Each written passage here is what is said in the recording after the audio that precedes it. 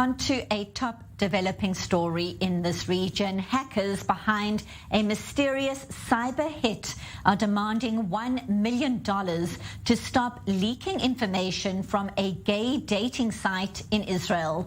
The group Black Shadow, which is believed to be linked to Iran, saying the ransom money must be paid digitally within 48 hours to stop further information leaks. They are threatening to reveal the HIV status of some users on the LGBT dating site. They are also now threatening to share details of 50 high-profile personalities in the country who are on this site. The group saying in a statement released through the Telegram messaging app that they were looking for money and would not leak further information if the ransom is paid in time. It says the database of the Atraf website includes information on some 1 million people. The hackers saying they have not been contacted by anybody in the Israeli government or CyberServe, the Israeli internet hosting company that was breached 2 days ago.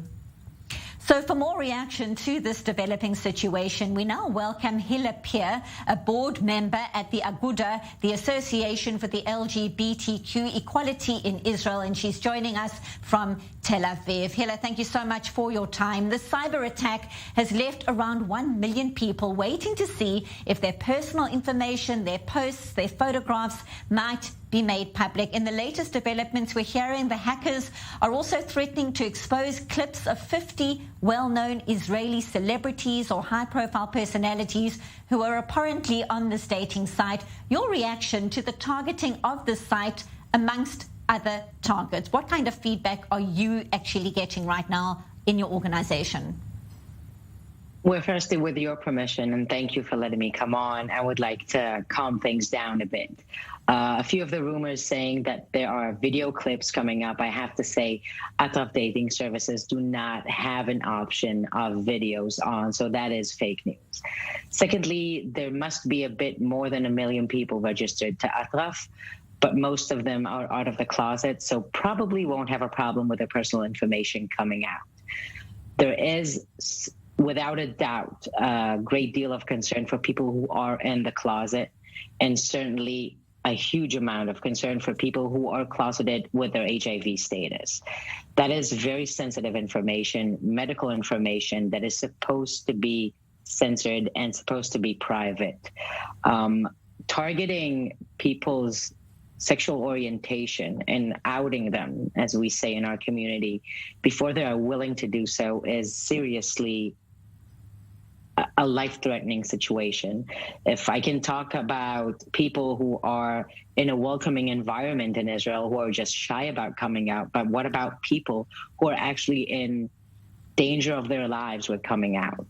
That is definitely an option, and we're seeing a lot of people reaching out to our hotlines to get help and assistance and social support and emotional support to deal with these few days that are coming up and are going to be extremely hard for them, I'm sure. I have to say that the National Cyber Association of Israel is doing a lot. And even though they're said not to contact, as you just mentioned, that they have not contacted Black Shadow or Dark Shadow, what their name may be. And I have to say, I don't really care if they're from Iran or wherever they may be. I care about the people's information and their well-being, and that is what our organization is really concerned about. We have to trust the authorities that are trying to do their best right now. And I have to say that if anybody is getting a personal request for ransom, and the first reaction is to try and think, maybe I should pay this, it would make a problem go away, our recommendation is to work with the authorities and contact the police. So to that exact point, Hilla, obviously nobody wants their personal details, whatever that entails, to be made public. It's everybody's right to have their details and their personal information kept private. What would you like to see from authorities? Just going to be trusting the process here. What should they be doing right now to try and sort the situation out as calmly as possible for everybody involved? Well, I'm sure that all the information that the Cyber Authority is trying to do is highly classified and completely over my head. I do know for certain that they're doing everything that they possibly can to prevent this. And on top of being a social disaster for the LGBTQ community, this is a weakness point for the Israeli society. And I know that they're trying to do their best. All we can do right now, and all the other 17 gay organizations in Israel are doing, is to try and hold down the fort and give as much support as we can back to the community.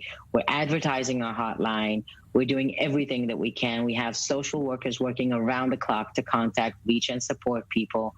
And I just want to tell people that as hard as these few days may be, wait. By now, Telegram has agreed to the request given by the Cyber Authority to shut down the group that the hackers are running and that they try to spread the information through. And I want to send out a personal request to people that did see certain information about other people. Do not spread it around. I'm actually really hoping that people understand how sensitive this subject is and keep whatever they saw to themselves.